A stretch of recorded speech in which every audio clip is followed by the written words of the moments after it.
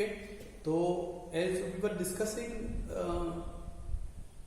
whenever there is a magnetic torque, whenever the coil wants to rotate, the spring produces a counter torque. Okay, हम यहाँ लिखेंगे the counter torque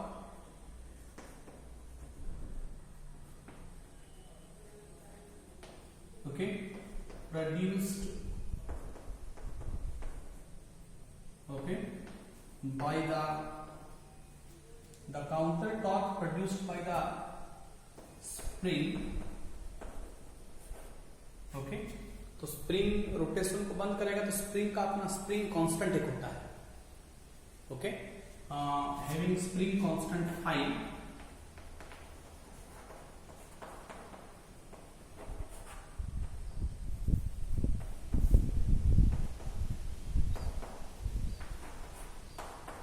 ठीक है. आप याद कीजिए कि स्टैंडर्ड 11 में जैसे एक स्प्रिंग है तो स्प्रिंग फोर्स हम कहते थे. यहाँ पे टॉर्क है, स्प्रिंग का टॉर्क कंसीडर हो रहा है. आप याद कीजिए स्प्रिंग फोर्स को F को आप kx लेते थे. x is the linear displacement, इसको हम स्प्रिंग फोर्स कहते थे. तो यहाँ रोटेशन की बात है तो फोर्स के बदले टॉर्क है, तो फोर्स के बदले टॉर्क है तो x के बदले क्या होगा, एंगल फाई. ठीक है, लीनियर मोशन में जो चीज डिस्टेंस का है, रोटेशनल मोशन में दैट इज एंगुलर डिस्प्लेसमेंट. तो यहां पे टॉर्क है तो इसलिए ये जो टाउ है, काउंटर टाउ है, ये k फाई है. जैसे kx है तो the torque produced by the spring, the counter torque produced by the spring. ठीक है, सो देयरफॉर जैसे ये पॉइंटर मूव करके सेकंड पॉइंट में आके रहेगा, इक्विलिब्रियम में आ जाएगा. ये थीटा डिग्री, ये पॉइंटर अगर थीटा डिग्री, फाई डिग्री अगर रोटेट कर गया, ठीक है, तब देखिए इसमें this in equilibrium the counter torque is equal to the magnetic torque. ठीक है, ये दोनों टॉर्क इक्वल होगा तो सिस्टम एक इक्विलिब्रियम में आ जाएगा, तो पॉइंटर कहीं एक जाके रुक जाएगा. ठीक है, तो in equilibrium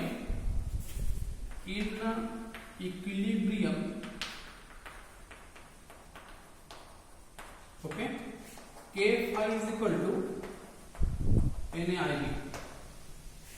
in equilibrium k phi is equal to NAIB.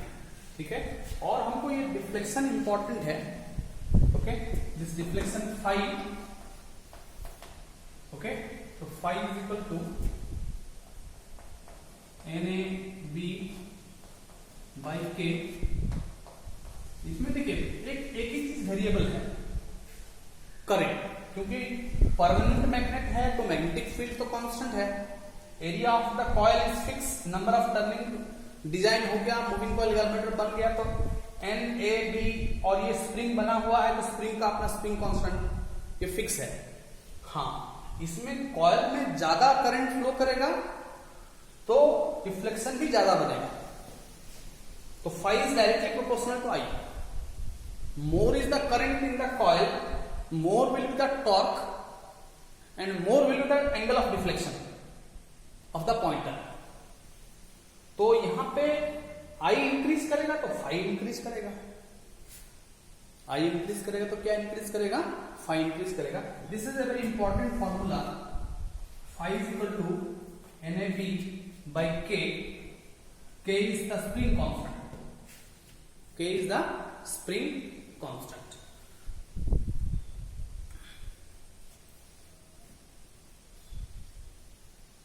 Okay, इसको हम एंगल ऑफ डिफ्लेक्शन भी कह सकते हैं. Angle of deflection of the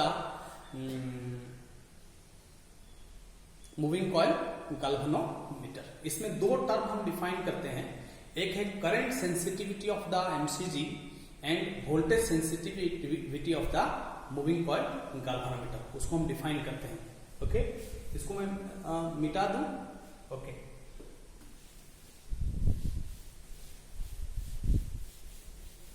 current sensitivity, voltage sensitivity of a MCG.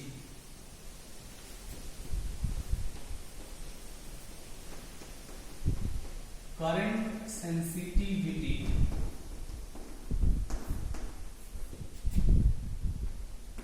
and voltage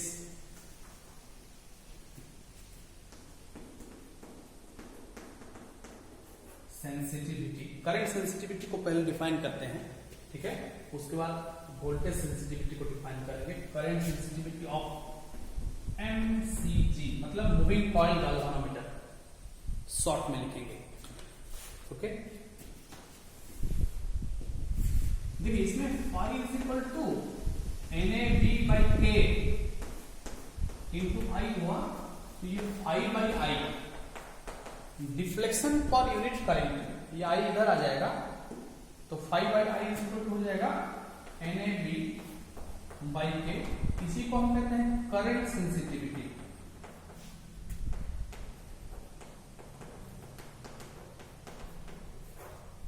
okay, the deflection, okay, per unit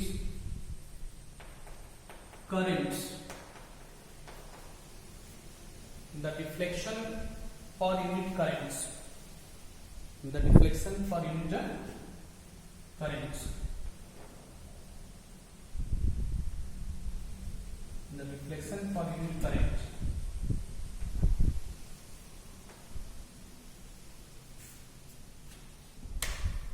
Deflection per unit current 5/I. Okay, मतलब 1 ampere current के लिए कितना angle का deflection दिखा रहा है. ठीक है, तो मान लेते हैं कि मेरे पास एक एमसीजी है, ये MCG1 और एक दूसरा एमसीजी है 2. ठीक है, अब मान लेते हैं कि इसमें 1 एम्पियर करंट प्रोड्यूस हुआ. ठीक है, तो मान लेते हैं कि 30 डिग्री डिफ्लेक्शन दिखा रहा है. ठीक है, मतलब पॉइंटर 30 डिग्री तक डिफ्लेक्ट हो जा रहा है, 30 डिग्री एंगल तक मूव कर जा रहा है 1 एम्पियर करंट के लिए. दूसरा मूविंग कॉइल गैल्वेनोमीटर है, 1 एम्पियर करंट के लिए मान लेते हैं कि 1 ही डिग्री मूव कर रहा है. ठीक है, तो इसका मतलब है कि 5/I जो 30 डिग्री मूव कर गया, 30 डिग्री जो भी रेडियन होगा डिवाइड बाय I होगा, तो 30 degree by I will be greater. तो इसका मतलब है कि छोटा सेम करंट के लिए किसी में अगर ज्यादा डिफ्लेक्शन हो रहा है, that means the moving coil is sensitive to current, more sensitive to current. ठीक है, तो इसका मतलब है कि बहुत छोटा करंट के लिए भी ये डिफ्लेक्शन दिखा देगा.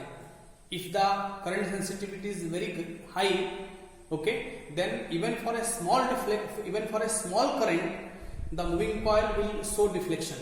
तो ये करंट सेंसिटिविटी बताएगा कि galvanometer is sensitive to what extent it is sensitive to current, whether it can produce a deflection even to a small current or not. So that is decided by current sensitivity. That is decided by current sensitivity.